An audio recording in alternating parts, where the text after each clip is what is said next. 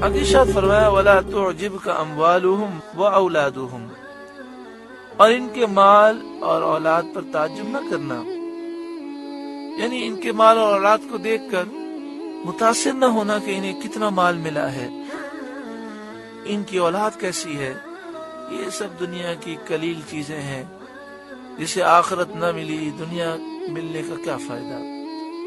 انما یرید اللہ ان یعذبہم بہا فی الدنیا، اللہ یہی چاہتا ہے کہ اسے دنیا میں ان پر وبال کرے،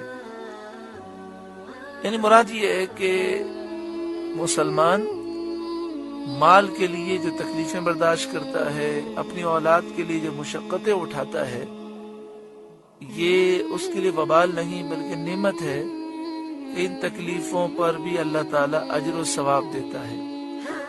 اور کافر کے لیے چونکہ آخرت نہیں، تو مال کے لیے تکلیفیں اور اولاد کا جو دکھ ہے، اولاد کے لیے مشقتیں ہیں، یہ کافروں پر اللہ تعالیٰ کی طرف سے وبال ہے، ان کی گناہوں کی نحوست ہے، یہ اللہ تعالیٰ کی طرف سے عذاب ہے۔ وَتَزْهَقَ أَنفُسُهُمْ وَهُمْ كَافِرُونَ، اور کفر ہی پر ان کا دم نکل جائے۔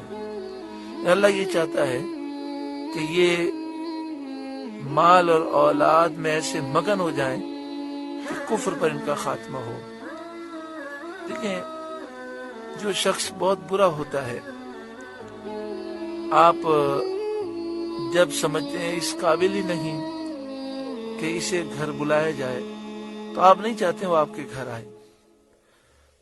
تو اسلام میں داخل وہی ہوتا ہے جسے اللہ تعالی چاہتا ہے، اور جن کے دل مردہ ہو چکے، جو گندے ہیں، جن کے لیے جہنم مقدر ہے، تو وہ پھر اسلام میں داخل نہیں ہوتے۔ وَإِذَا أُنزِلَتْ سُورَةٌ أَنْ آمِنُوا بِاللَّهِ، اور جب کوئی سورت اترے کہ اللہ پر ایمان لاؤ،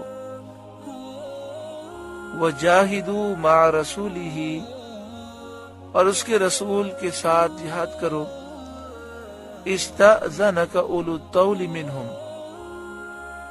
رسوله استأذنك، جب ملا کے پڑھیں گے تو اس طرح پڑھیں گے، اور اگر اصل لفظ دیکھا جائے تو یہ ہے استأذنك اولو الطول منهم،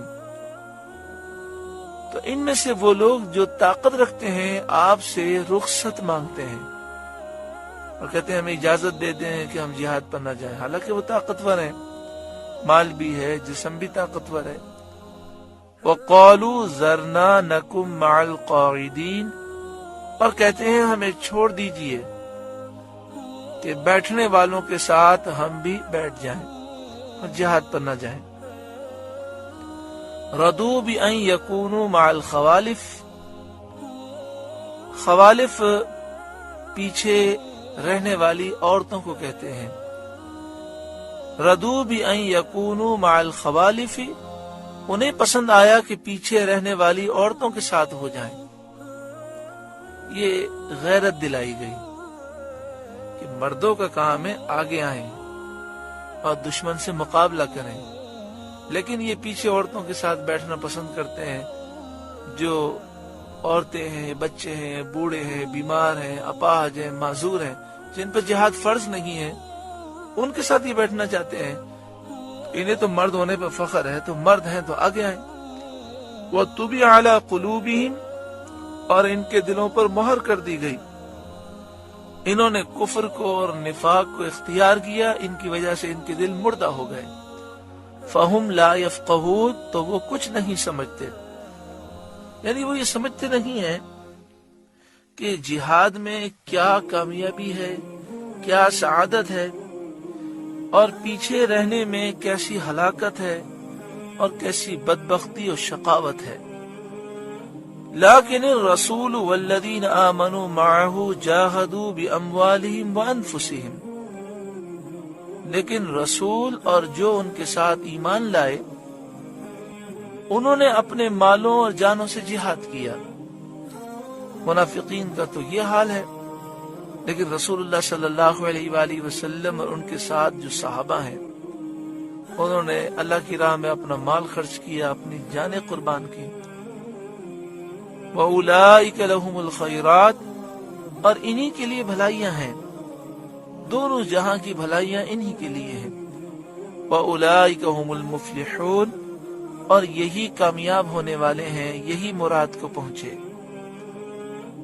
أَعَدَّ اللَّهُ لَهُمْ جَنَّاتٍ، اللہ نے ان کے لیے تیار کر رکھی ہیں جنتیں، تجری من تحتها الانہار، جن کے نیچے نہریں رواں دواں ہیں، خالدین فیہا، ہمیشہ ان میں رہیں گے، ذالک الفوز العظیم، یہی بڑی کامیابی ہے، یہی بڑی مراد ملنی ہے۔ سورہ توبہ کا 11واں رکوع مکمل ہوا۔ اس رکوع میں جہاں کئی اور نصیحتیں ہیں، ان کے ساتھ یہ بھی نصیحت ہے کہ جو بدعقیدہ ہو، بد مذہب ہو، منافق ہو، گستاخ صحابہ، گستاخ رسول، گستاخ اولیاء ہو، جو حضور صلی اللہ علیہ وسلم کو آخری نبی نہ مانتا ہو، یعنی اس طرح کے جتنے بھی لوگ ہیں، نہ ان کی نماز جنازہ پڑھنی ہے، نہ ان کی تدفین میں شرکت کرنی ہے۔ یہ قرآن نے منع فرمایا ہے، یہ کسی مولوی کی بات نہیں ہے، یہ کسی انسان کی بات نہیں ہے، یہ اللہ کا فرمان ہے۔ وَلَا تُصَلِّ عَلَىٰ أَحَدٍ مِّنْهُمْ مَاتَ أَبَدًا وَلَا تَقُمْ عَلَىٰ قَبْرِهِ۔ اللہ تعالیٰ عمل کی توفیق عطا فرمائے۔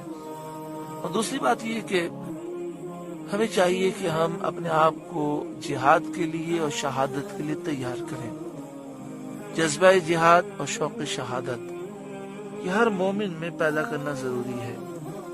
اس موضوع پر بیانات بھی ہونے چاہیے اور قوم کو ہر قسم کے حالات کے لیے تیار کرنا چاہیے۔ ناموس رسالت کے لیے جان دینے کا معاملہ ہے، قوم تیار ہونی چاہیے، ہم بھی تیار ہوں۔